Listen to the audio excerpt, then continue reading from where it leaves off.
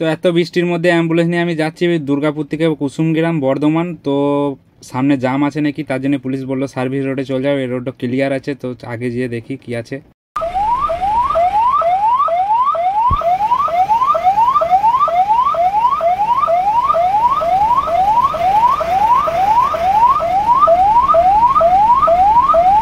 তো গাড়িতে পেশেন্ট আছে, পেশেন্টকে মানে তাড়াতাড়ি আগে বাড়িতে পৌঁছাতে হবে, তারপর ভিডিও মানে ভিডিও মেন করলে হবে না। তো এত জামের মধ্যে আমি ভিডিও না করে তোমাদের দেখাচ্ছি বাড়ি ডাইরেক্ট পার্টি বাড়িতে। তো চলো দেখা হচ্ছে আবার ব্যাক করার সময় তোমাদের সাথে, যখন পেশেন্টকে ছাড়ি তারপর দেখাচ্ছি তোমাদের। তো গাইস এখন আমরা বর্ধমান দেখতেই পাচ্ছ, দুর্গাপুর কলকাতা লেখা রয়েছে, এটা বর্ধমানে হাইওয়ে ফ্লাইওভার ধরছি। এই ফ্লাইওভারটা অনেক রাত হয়ে গেলো আসতে, আর প্রচুর জাম ছিল আজকে দুর্গাপুরে। দুর্গাপুর থেকে পুরো বর্ধমান পর্যন্ত পুরোটাই জাম ছিল, ঠিক আছে।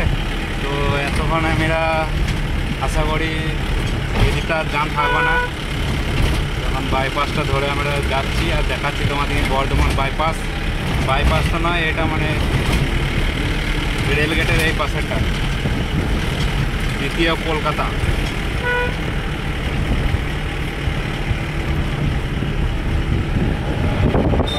বাইপাসটা এখন পার হচ্ছি, আর সামনে ব্রিজ,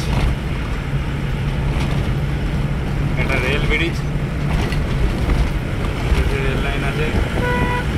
আর ওই সামনে সিগন্যাল, ওই সিগন্যাল থেকে আবার ডান দিকে যেতে হবে, দুর্গাপুরের রোড। বর্ধমানে প্রচুর বৃষ্টি হচ্ছিল, তাই গাড়ি প্রচুর কাঁচটা নোংরা হয়ে যাচ্ছিল, তার জন্য তাড়াতাড়ি করে কাঁচটা পরিষ্কার করাচ্ছি আমার বন্ধুটাকে। দেখতেই পাচ্ছ গাড়িটাও কাঁচটা পরিষ্কার করার পর এখান থেকে বেরিয়ে যাব। তো মেন রোডে পুরো ক্লিয়ারই আছে, ঠিক আছে।